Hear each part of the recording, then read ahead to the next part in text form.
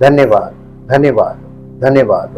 जीवित और महान सामर्थी परमेश्वर, आपका हृदय से धन्यवाद करते हैं। आप महान हैं, आप अद्भुत युक्ति करने वाले, अद्भुत आश्चर्य कर्म करने वाले, मनुष्य के जीवन को नई सृष्टि बनाने वाले परमेश्वर आप ही हैं। आपने प्रभु मनुष्य की उत्पत्ति की है, आपने इस सृष्टि को रचा है और आप सृष्टि का मूल हैं, आप जीवन का मूल हैं, आप सामर्थी हैं और आप अनुग्रहकारी हैं। प्रभु, इंसान सब कुछ बिगाड़ सकता है, लेकिन आप सब कुछ नया बना सकते हैं। इसलिए प्रभु, अपने आप को आपके सामने समर्पित करते हैं, आपका धन्यवाद करते हैं। इससे पहले कि हम आपके वचन को पढ़ें, सुने, बोले, प्रभु आपकी ओर से हम सबके दिलो दिमाग पर पवित्र आत्मा का प्रभाव काम करे, ताकि हम केवल वचन के सुनने वाले नहीं, बल्कि वचन को समझकर और वचन के अनुसार चलने वाले बने,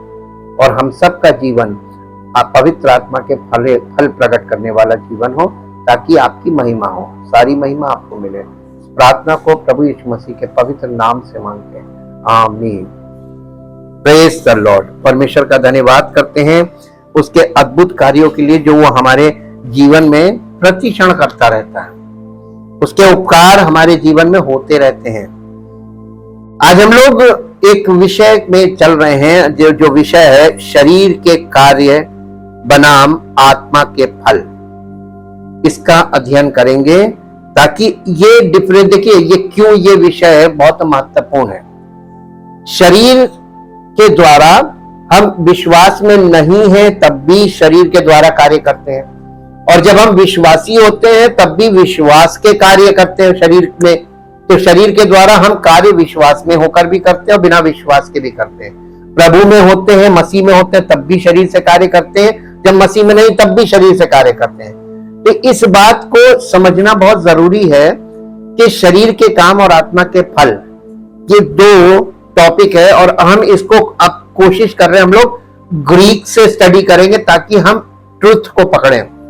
ये नया नियम ओरिजिनली ग्रीक में लिखा हुआ है, तो ग्रीक में ये जो शब्द हम लोग हिंदी में पढ़ते हैं, हम लोग इन शब्दों को आसानी से पढ़ जाते हैं और हमारे मन में, मस्तिष्क में इसका कोई प्रभाव नहीं होता। उसका कारण है हम शब्दों को जो रोजाना हम सुनते, पढ़ते, बोलते हैं, उनके प्रति हमारे अंदर सेंसिटिविटी खत्म हो गई।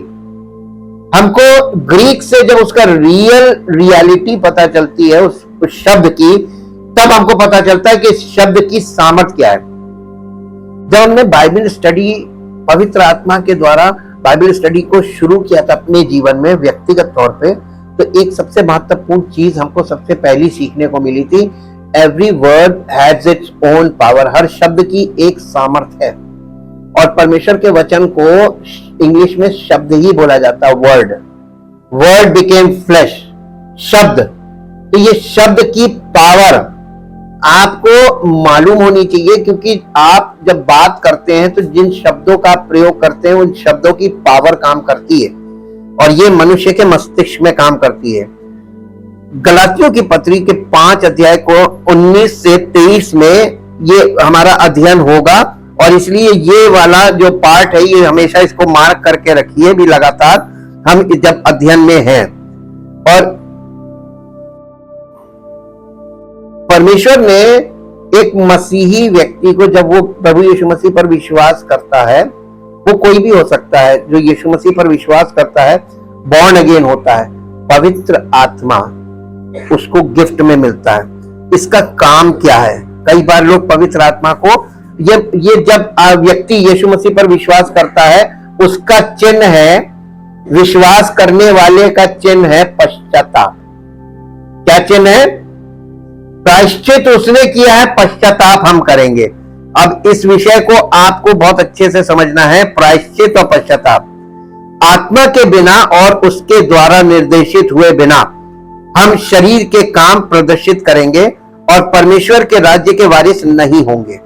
लेकिन ईश्वर की आत्मा द्वारा हमारा मार्गदर्शन किए जाने पर हम परमेश्वर के पुत्र और परमेश्वर के वारिस बन जाते हैं। जो आत्मा के लिए बोता है वो आत्मा से अनंत जीवन की कटनी काटेगा।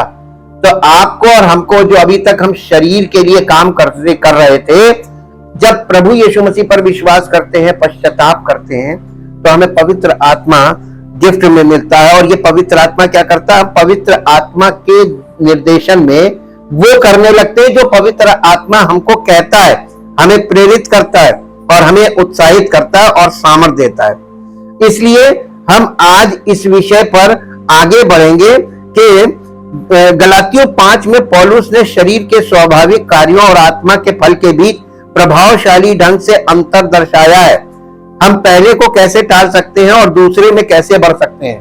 पहले को मतलब शरीर के काम को कैसे टाल सकते हैं और दूसरे में यानी पवित्र आत्मा के फलों में कैसे बढ़ सकते हैं। शरीर के कार्यों बनाम आत्मा के फल की गहरी समझ के लिए एक उपकरण मूल ग्रीक शब्दों का अध्ययन है। देखिए यहां पर इन्होंने वही बात बताई है कि इसका जो ओरिजिनल ग्रीक वर्ड्स हैं उनको हम लोगों को देखना पड़ेगा ताकि हम ये समझें कि हम कर क्या रहे हैं और जो हम अभी भी कर रहे हैं हमें नहीं करना चाहिए। हम लोग इस विषय में शरीर के काम गलातियों 5 अध्याय उसका 19 पद पढ़िए। शरीर के काम तो प्रकट हैं, अर्थात व्याभिचार, गंदे काम, बस 19 पद है नहीं, बस 19 पद में 3 चीजें दी गई, व्याभिचार, गंदे काम और लुचपन। शरीर के काम शाब्दिक रूप से शरीर के काम शरीर द्वारा किए जाने वाले कार्यों को दर्शाते हैं, ना कि उन कार्यों का अंतिम परिणाम। ये रिजल्ट्स नहीं है, ये हम शरीर से जो कर रहे हैं ये उसको शरीर के काम बोला जा रहा है। उसका रिजल्ट तो परमेश्वर की ओर से, अगर हम गलत कर रहे हैं, शरीर के अनुसार जो कर रहे हैं, शारीरिक क्रियाएं कर रहे हैं, उसका परिणाम तो लोगों को मिल ही रहा है। लेकिन अगर हम शरीर के द्वारा परमेश्वर की पवित्र आत्मा की इच्छा को पूरा करते हैं और वो करते हैं जो पवित्र आत्मा हमसे चाहता है, तो हमें अनंत जीवन मिलेगा। अब आप देखिए ये बड़ी खतरनाक बात हो गई है कि अक्सर आपको लोग मिलेंगे, कलीसियाओं में लोग मिलेंगे जो ये दावा करेंगे कि हम मसीह में हैं, हम विश्वासी हैं और पवित्र आत्मा हमको मिला हुआ है। लेकिन आप उनकी जिंदगियों को ध्यान से देखिए, ऑब्जर्व करते रहिए लॉन्ग रन में, तो आप देखेंगे कि नहीं, ये अगर पवित्र आत्मा में होते, पवित्र आत्मा के अनुसार जीवन व्यतीत कर रहे होते, तो जो चीजें सांसारिक लोगों पे जो चीजें हो रही वो इनमें हो रही और ये भी वैसे ही पीड़ित हो रहे। तो ये गलत दावा कर रहे हैं, इनका दावा सही नहीं है।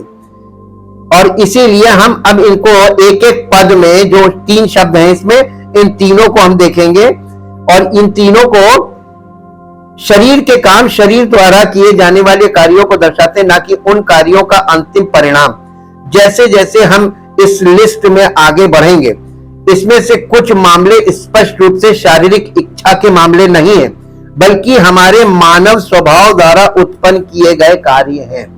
जब हम लोग इस लिस्ट का अध्ययन करेंगे ना, तो आपको यह पता चलेगा कि हमारी इच्छा के काम तो इसमें कम दिख रहे हैं शरीर के कामों में।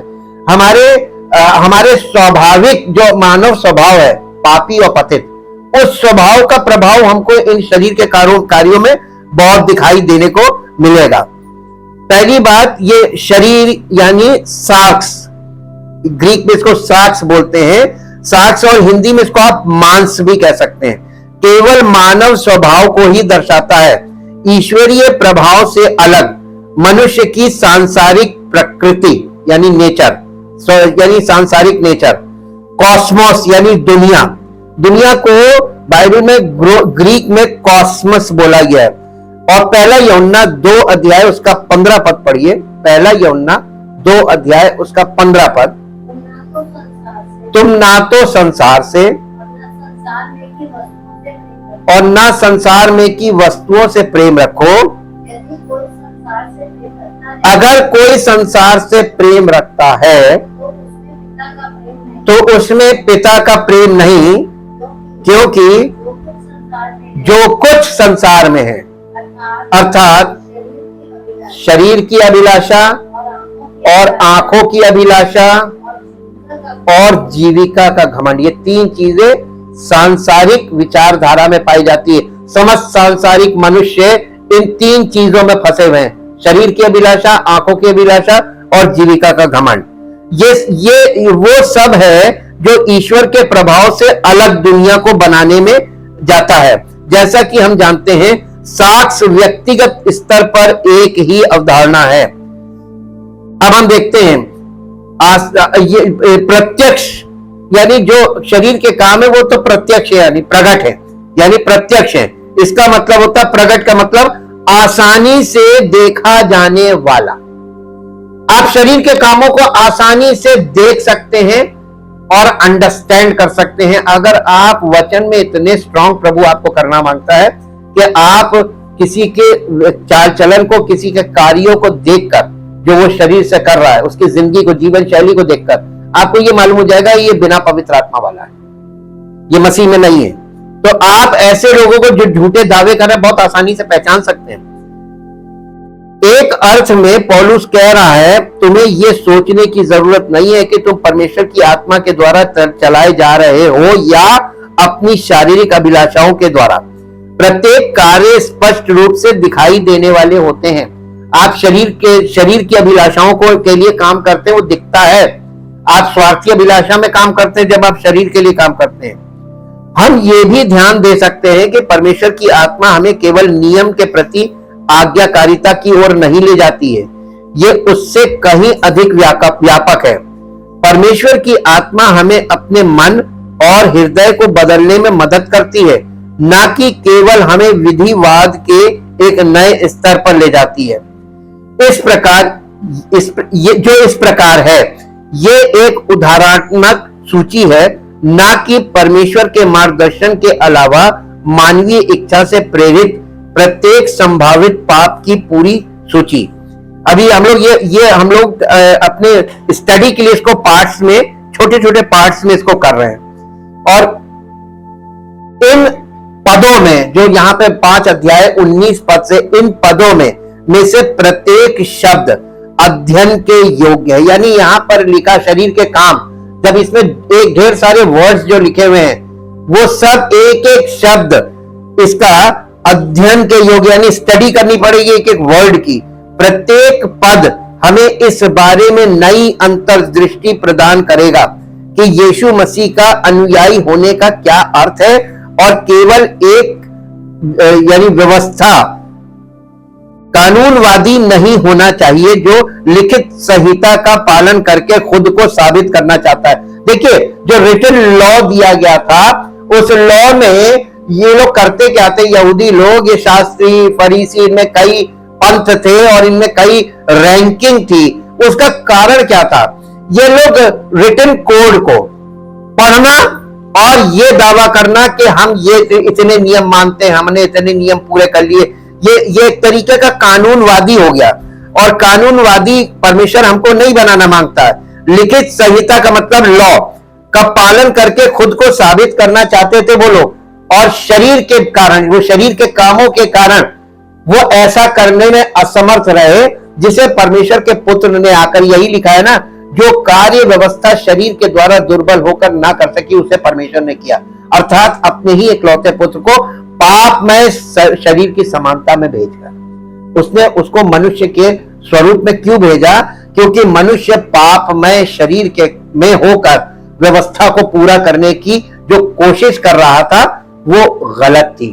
एक्सटर्नलिज्म वहीं से, पुराने नियम से शुरू होता है, जो आज हर रिलीजन में आपको क्या मिलता है? एक्सटर्नलिज्म, बाहरी दिखावा, एक प्रकार का ऐसा ट्रेडमार्क आपके शरीर में, आपका ऐसा हुलिया, आपके ऐसी कुछ चीजें पहन लेना, कुछ चीजें धारण कर लेना, जिससे आपको लोग समझे कि हाँ, ये फलाने पंथ का है, ये फलानी चीज को मानता है। ये प्रगटीकरण क्यों? परमेश्वर मनुष्य के हृदय को जांचता है, और ये सब के एक्सटर्नलिज्म के बावजूद सब लोग नरक के फाटक पे लाइन लगा के खड़े हुए, इन सब के बावजूद। इसलिए परमेश्वर अपने नए नियम में इन चीजों को बहुत खुल के सीखने के लिए चाहता। पवित्र आत्मा के बिना हालांकि संभव नहीं है। परमेश्वर ने कभी नहीं चाहा कि उसका नियम क्या करें और क्या ना करें कि एक संकीर्ण सूची तक सीमित हो, बल्कि यह कि जीवन जीने के तरीके के बारे में एक व्यापक मार्गदर्शन हो। यह परमेश्वर की इच्छा है। वो उसे क्यों खत्म करना चाहेगा? कोई भी व्यक्ति पवित्र आत्मा के नेतृत्व में उस मार्गदर्शन को क्यों खत्म करना चाहेगा? अब देखिए, इसमें जो व्याभिचार वर्ड आया है, मोइचिया, ग्रीक में है मोइचिया। इस बात को लेकर कुछ शाब्दिक प्रश्न है कि क्या इस शब्द को शामिल किया जाना चाहिए, खासकर तब जब इसे अगले शब्द पोर्निया में शामिल किया गया है। इसके बाद देखिए, यहां पर 3 शब्द आपने पढ़े थे, वो 3 शब्द कौन से थे? व्याभिचार, गंदे काम, रुचपन, ये सब आपस में इंटरलिंक्ड है। जिसमें पहला है मोइचिया, दूसरा है पोर्निया, पोर्निया से ये जुड़ा हुआ है। व्याभिचार, ये भी व्याभिचार है। इसमें सभी प्रकार की यौन अनैतिकता शामिल है। शरीर से मनुष्य क्या करता है, शरीर की अभिलाषा क्या है। आज आप देख लीजिए, संसार में जवान बच्चों को देखिए, उम्रदार लोग भी कैसी हरकतें कर रहे हैं, कितने क्राइम हो रहे हैं, सेक्सुअल क्राइम्स, रेप, कितना भयानक चल रहा है इस समय।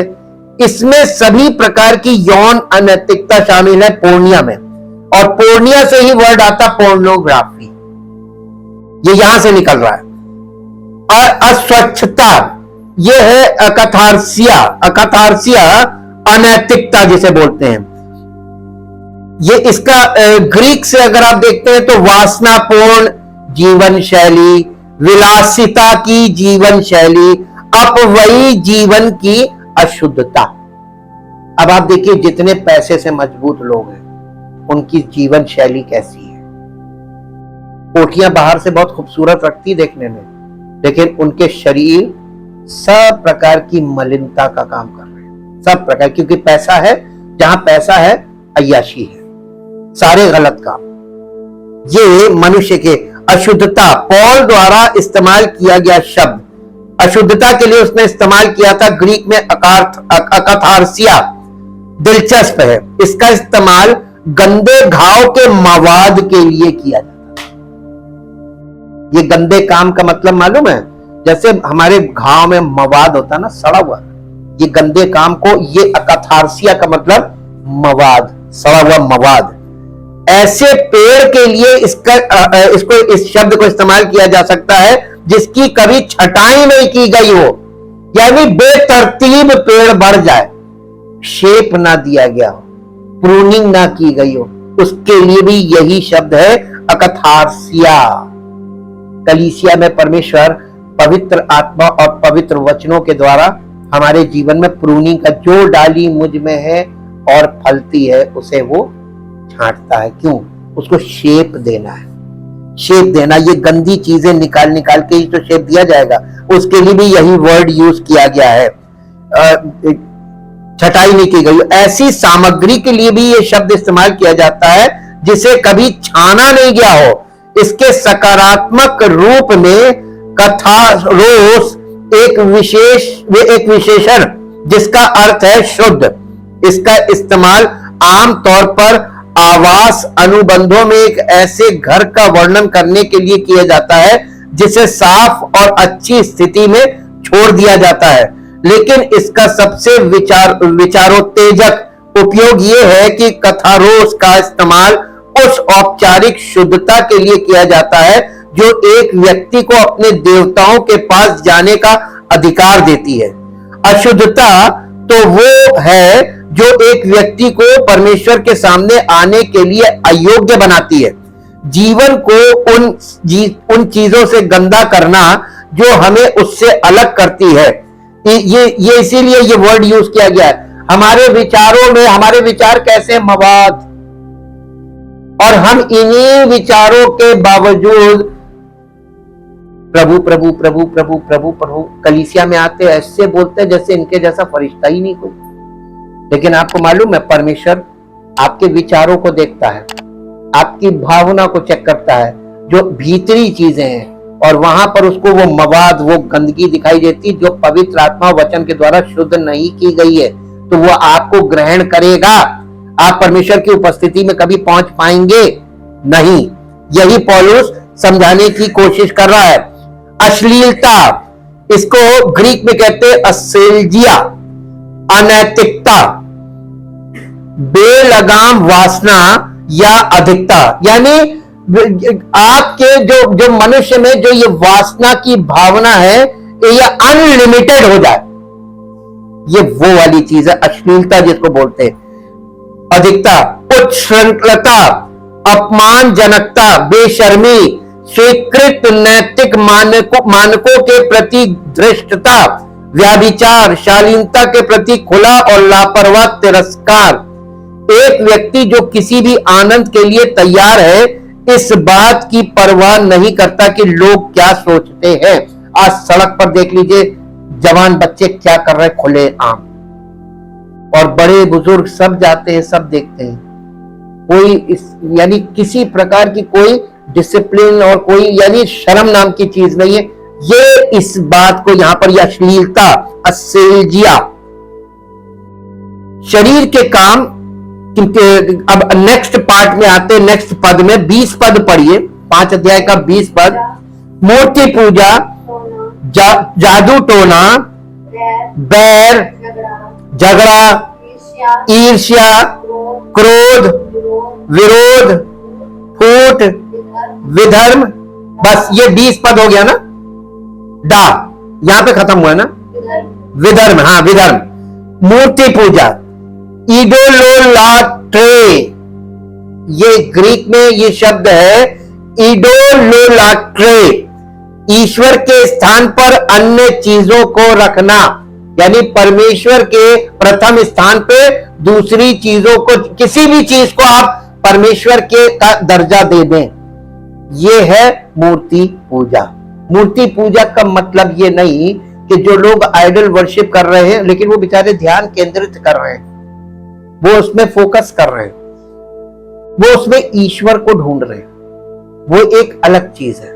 यहां पे जिस चीज को मूर्ति पूजा बोला गया है, ये मूर्ति पूजा का मतलब है कि ईश्वर के स्थान पे कोई भी वस्तु, व्यक्ति या स्थान आप ले आते हैं, दैट इज कॉल्ड आइडोलेट्री या इडोलोलाट्रिया। ये पाप है जिसमें भौतिक चीजों ने ईश्वर का स्थान ले लिया है। और आज ये भौतिकतावादी दुनिया में कहां कोई ईश्वर को ढूंढ रहा है, सब भौतिक वस्तुएं दिमाग में बैठाए हैं। अब वो पूजा प्रार्थना क्यों कर रहे हैं? इन्हें प्राप्त करने के लिए, प्रभु दे दे, प्रभु दे दे, प्रभु दे, यही तो मांग रहे हैं वो। टोना टोटका, फार्माकिया, इसका तात्पर्य मादक द्रव्यों यानी दवाई नहीं है, मादक द्रव्यों से हो सकता है जिनका उपयोग मति भ्रम या अन्य मानसिक स्थिति उत्पन्न करने के लिए किया जाता है। जादुई कलाएं, टोना टोटका, इसमें ये चीजें जो इस्तेमाल होती है उसमें एक प्रकार का मादक द्रव्य लोग इस्तेमाल करते हैं, उसको फार्माकिया किया गया है। फार्मेसी वर्ड यहीं से निकलता है। मूर्ति पूजा में ईश्वर को एक तरफ करके भौतिक चीजों की सेवा करना शामिल है। जादू टोना अगला चरण है जिसमें व्यक्ति अन्य अलौकिक शक्तियों की सेवा और उनसे व्यवहार करना शुरू कर देता है। हिप्नोटिज्म और मैस्मरिज्म इसमें आता है, ये ब्लैक मैजिक वगैरह। घृणा, ये इसके लिए वर्ड है एक्थ्राय। ये शब्द वास्तव में बहुवचन है जो दर्शाता है कि ये विशेषता कई तरीकों से प्रकट हो सकती है। घृणा, शत्रुता, एक ऐसे व्यक्ति का रवैया जो विशेष रूप से अपने साथी मनुष्यों के प्रति शत्रुतापूर्ण है। विवाद, एरेइस, विवाद में एरेइस, झगड़ा, तकरार, मनमुटाव, कलह। पौलुस ने 6 में से 4 बार इस शब्द का प्रयोग कलीसिया के भीतर मतभेद के लिए किया है। तो ये कहां चीजें पाई जा रही हैं? कलीसिया में। और आज लोग अपने आप को धर्मी घोषित कर रहे हैं कलीसिया में। ये कैसा है? अंदर की स्थिति तो बड़ी गंदी है। मूल देखिए, पौलुस ने 6 बार में से 4 बार इस शब्द का प्रयोग कलीसिया के भीतर मतभेद के लिए किया है। मूल रूप से शब्द का मुख्य रूप से पुरस्कारों के लिए प्रतिद्वंदिता से संबंध था। अधिक सामान्यता इसका अर्थ प्रतिद्वंदिता है, जिसका परिणाम झगड़े और तकरार से में होता है। ईर्ष्या, जेलोई, इसको जेलोई बोलते हैं, जो किसी और के पास है उसे पाने की इच्छा, जो हमारे लिए नहीं है उसकी गलत इच्छा। जो किसी के पास आपने देख लिया, आपको उसकी जरूरत नहीं है, लेकिन आप गलत इच्छा करेंगे, इसने लिया मैं भी लूंगा। आज आप देख लीजिए संसार में, संसारिक लोगों में तो ये भावना है, कलीसिया में भी यही है, वर्ल्ड इन द चर्च, आज कलीसिया के लोगों में भी यही चल रहा है। जब उत्साह या क्रोध स्वार्थी उद्देश्यों से उत्पन्न होता है और गर्व को ठेस पहुंचाता है तो वे बुरे होते हैं और दूसरों को नुकसान पहुंचाते हैं। उत्साह या क्रोध स्वार्थी उद्देश्यों से जब उत्पन्न होता है, जब कलीसिया में कोई व्यक्ति स्वार्थी होता है, ये शारीरिक व्यक्ति है, स्वार्थी होता है और उसके अंदर स्वार्थी उद्देश्य होते हैं और गर्व को ठेस पहुंचाता है तो वे बुरे होते हैं और दूसरों को नुकसान पहुंचाते हैं। जब उसको आप वचन के द्वारा ठेस पहुंचती है तो पलटकर आपके साथ क्या करेगा? वो इस एक तरीके से आपसे ईर्ष्या करने लगेगा, क्रोध करने लगेगा। और क्रोध का विस्फोट थुमोई, यानी इसको बोलते हैं फिट ऑफ एंगर, इसको ग्रीक में बोलते हैं थुमोई, क्रोध के दौरे, क्रोध जो उबलता है और तुरंत शांत हो जाता है। और ऐसे लोग जो एकदम से भयानक तरीके से फटते और फिर एकदम नॉर्मल हो जाते हैं, ये फिट ऑफ एंगर है। और ये फिट ऑफ एंगर आज के युग में बहुत इजीली आपको देखने को मिलेगा, ये बहुत आसानी से, क्योंकि इस तरह यही कंडीशन सब लोगों की। स्वार्थी महत्वाकांक्षाएं, एरिथी, ग्रीक में एरिथी, काम के प्रति स्वार्थी और आत्म प्रशंसा करने वाला दृष्टिकोण। आपका मतलब समझे, काम के प्रति स्वार्थी और आत्म प्रशंसा करने वाला, यानी मुझसे अच्छा ये कोई कर ही नहीं सकता जो मैंने किया। एक तो स्वार्थ से कर रहे हैं अपने, दूसरे अपने काम की बड़ाई के, बाकी सब तो बेकार है, हम ही कर सकते हैं। ये काम के प्रति स्वार्थी और आत्म प्रशंसा करने वाला दृष्टिकोण ये है। और चुनाव प्रचार या पद के लिए षड्यंत्र, स्वयं को आगे रखने की इच्छा, पक्षपातपूर्ण और झगड़ालू भावना। आप अपना, या हम लोगों के जो चुनाव चलते हैं उसमें सब पार्टियों के दावे देख लीजिए, ये उसी को दिखाता स्वार्थी महत्वाकांक्षा है। आप देखिए मीडिया से पूछता सब जीत रहे हैं, सब कहते हैं वो तो हार जाएंगे, सब हार जाएंगे, मैं जीतूंगा। फिर दूसरे पूछे, वो कहेगा सब हार जाएंगे, मैं ही जीतूंगा। और इनके अंदर क्या है? ये काम के प्रति स्वार्थी और आत्म प्रशंसा करने वाला दृष्टिकोण रखते हैं।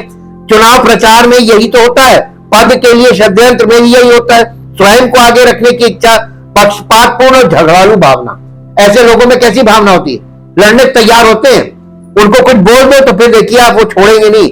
एरिथिया का मूल अर्थ था किराए पर लिए गए मजदूर, यानी मजदूरों को किराए पे लिया और उनसे काम कराया।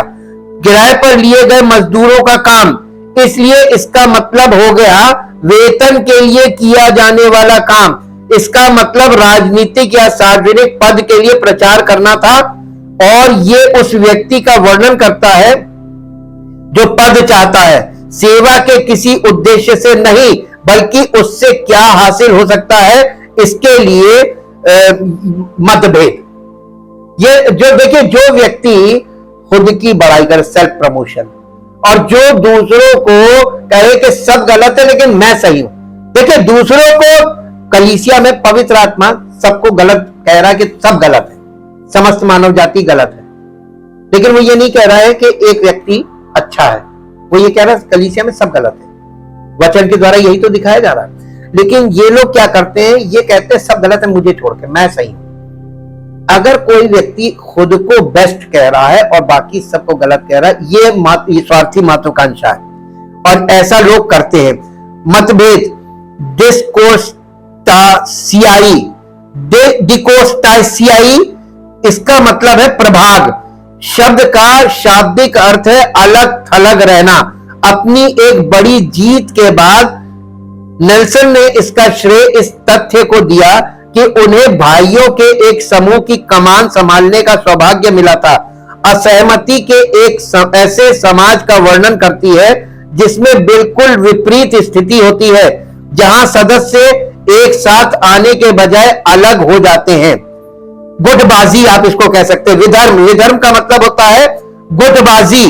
कलीसिया में आपने विधर्म देखा है? नहीं देखा तो अब आगे चल के फिर देखने को मिलेगा। हम तो बहुत समय से देखते आ रहे हैं। ये विधर्म क्या है? हेरेसीस, गुटबाजी। और ये गुटबाजी मूल शब्द चुनाव पर केंद्रित है, विचारों और उद्देश्यों की विविधता से उत्पन्न मतभेद।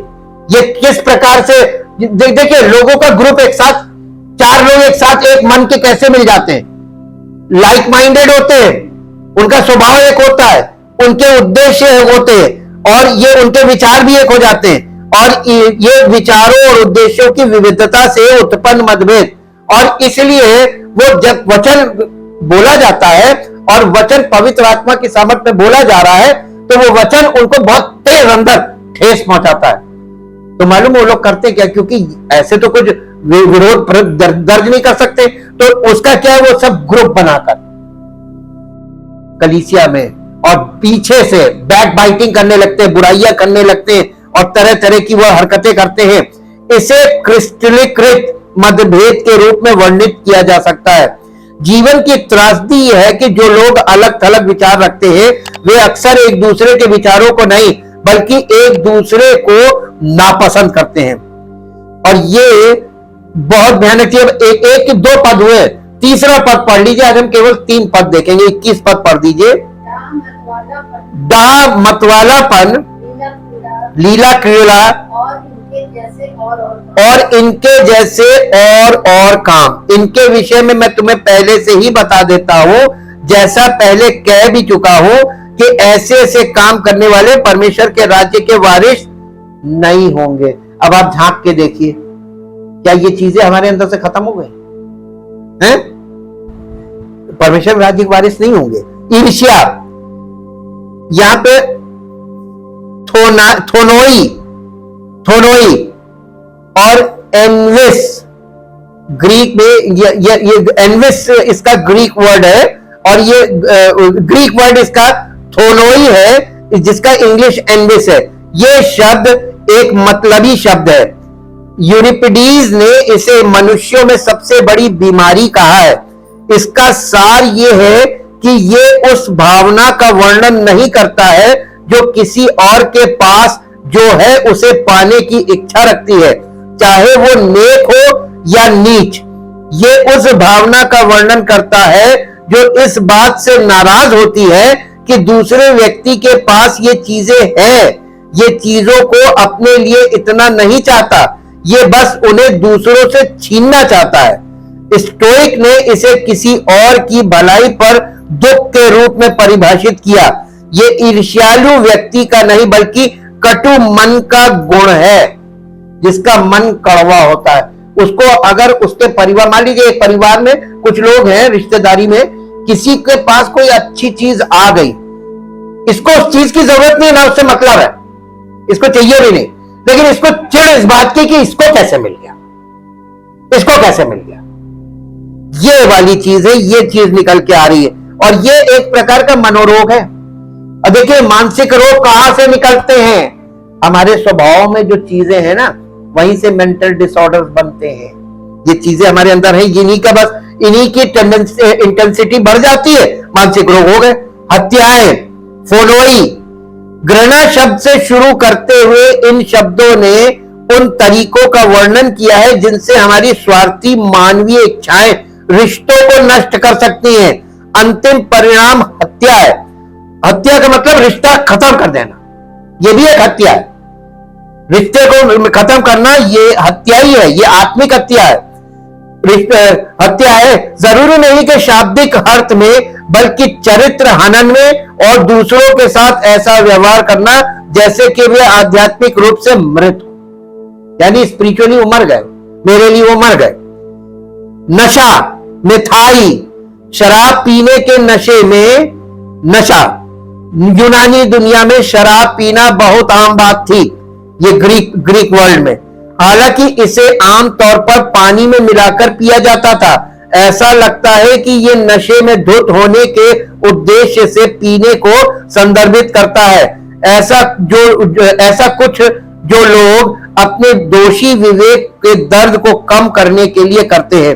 जब उनके विवेक में दोष होता, दोष भावना आती है, वो नशा क्यों करते हैं? ताकि उनको उस दोष भावना से, जो गिल्टी कॉन्शियस है अंदर से, वो विचलित कर रहा है।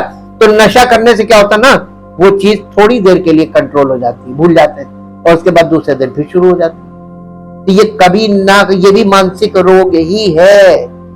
तो इसलिए नशा जो लोग करते हैं वो मानसिक रोग है कि नहीं है, यहां से आप समझ सकते हैं। उल्लासपूर्ण उत्सव, कोमोई, मद्यपान, सुख जो व्यभिचार में बदल गए हैं, रंगरेलिया, शराब पीने की पार्टियों में अनियंत्रित लिप्तता और अनैतिक व्यवहार शामिल है। और इसी तरह ऐसे कई और विशिष्ट उदाहरण हैं जिन्हें सूचीबद्ध किया जा सकता है। यह सूची केवल कुछ प्रकार की समस्याओं को दर्शाती है जो मानवीय इच्छाओं के आगे झुकने से उत्पन्न हो सकती हैं। अभ्यास, यूनानी में वर्तमान काल है जो निरंतर क्रिया को दर्शाता है। ये वो व्यक्ति नहीं है जो ईश्वरीय जीवन जीने में चूक होने पर तुरंत पश्चाताप करता है। ये तथ्य कि पौलुस ने उनके साथ रहते हुए उन्हें ये बातें सिखाई थी, ये दर्शाता है कि उसकी शिक्षा केवल यीशु को स्वीकार करने के बारे में सुसमाचार संबंधी संदेश नहीं थी। इसमें स्पष्ट रूप से यह संदेश शामिल था कि नैतिक जीवन कैसे जिया जाए, विरासत में नहीं मिलेगा। यहाँ दो महत्वपूर्ण बातें ध्यान देने योग्य है। सबसे पहले, पौलुस ने परमेश्वर के राज्य को भविष्य के रूप में देखा, वर्तमान के रूप में नहीं। ये अभी विरासत में मिलने वाली चीज थी। दूसरा, वो स्पष्ट रूप से दिखाता है कि पापपूर्ण जीवन जीना, परमेश्वर के नियमों को तोड़ना किसी को परमेश्वर के राज्य से बाहर कर देगा। उसने ईमानदारी से सिखाया कि हम शारीरिक कार्यों से खुद को नहीं बचा सकते, लेकिन उसने ये भी दिखाया कि हम पाप करके खुद को राज्य से दूर रख सकते हैं। अब कल हम लोग आत्मा के फल पर शुरू करेंगे। ये शरीर के काम हमने आज पूरे किए। आपने देखा जिन शब्दों को हम तर पढ़ के यहां सुनते हैं, यहां से निकाल देते हैं, उनकी एक्चुअल मीनिंग कितनी भयानक है। आप देखिए आज संसार में ये पार्किंसन डिजीज और जितनी भी मानसिक समस्याएं आ रही हैं, ये मानसिक समस्याएं हमारे अंदर से उत्पन्न भी होती है, डेवलप भी होती है और बहुत भयानक रूप ले लेती है। और इनका सीड कहां से आता है? जेनेटिकली हमारे सब। ये क्रोध कहां से आ रहा मनुष्यों के अंदर? Genetic DNA. आपके डीएनए में जो चीजें आ रही हैं और वो युग परिवर्तन के बाद अगली जनरेशन में भयानक रूप लेती जा रही है। इसीलिए परमेश्वर के वचन में लिखा है कि तुम्हारा छुटकारा, जो तुम्हारे पूर्वजों का जो स्वभाव, जिससे तुम्हारा छुटकारा सोने चांदी के द्वारा नहीं परंतु प्रभु यीशु मसीह के पवित्र लहू के द्वारा हुआ है। हमें इस डीएनए से प्रभु यीशु मसीह के लहू के द्वारा ही छुटकारा मिल सकता है। The only way is the blood of Jesus. वही हमें हमारे इस पापी स्वभाव से शुद्ध कर सकता है। परम पिता परमेश्वर, हम आपका हृदय से धन्यवाद करते हैं जब हमने आपके वचन को वास्तविक स्वरूप में पढ़कर देखा ग्रीक लैंग्वेज से, तो हमने ये जाना प्रभु कि हमारे इस स्वभाव में, जिसे हम पापी स्वभाव कहते हैं, मानवीय स्वभाव कहते हैं, इसमें कितनी कमजोरियां, कितनी बुरी चीजें हैं। और प्रभु इस स्वभाव के से हमारा छुटकारा हमारी कुछ करने से संभव नहीं है, बल्कि इससे, इस स्वभाव से, इस डीएनए से केवल आपके यीशु मसीह के पवित्र लहू के द्वारा ही हमें छुटकारा मिलता है, जिसे हम मोक्ष कहते हैं, जिसे हम उद्धार कहते हैं। आज आपसे विनती करते हैं प्रभु, जितने लोग इस कलीसिया से संबंध रखते हैं, जितने लोग मेरे साथ संबंध रखते हैं, मेरे मुझसे जुड़े हुए हैं, प्रभु उन सब के हृदय और मस्तिष्क में यीशु मसीह का पवित्र लहू लगाते हैं, इस विश्वास के साथ कि उनको उनके इस स्वभाव से प्रभु यीशु मसीह के लहू के द्वारा छुटकारा मिले और वो इस बात को समझ पाए कि प्रभु यीशु मसीह के द्वारा जो छुटकारा मिलता है उसके बाद हमें पवित्र आत्मा की निर्देशों को कैसे मानना है, आज्ञा माननी शुरू करनी है, ताकि प्रभु हम सब विश्वास करने वालों का जीवन आपकी महिमा का कारण बने, ताकि सारी महिमा आपको मिले। इस प्रार्थना को प्रभु यीशु मसीह के पवित्र नाम से मांगते हैं, आमीन। Praise the Lord.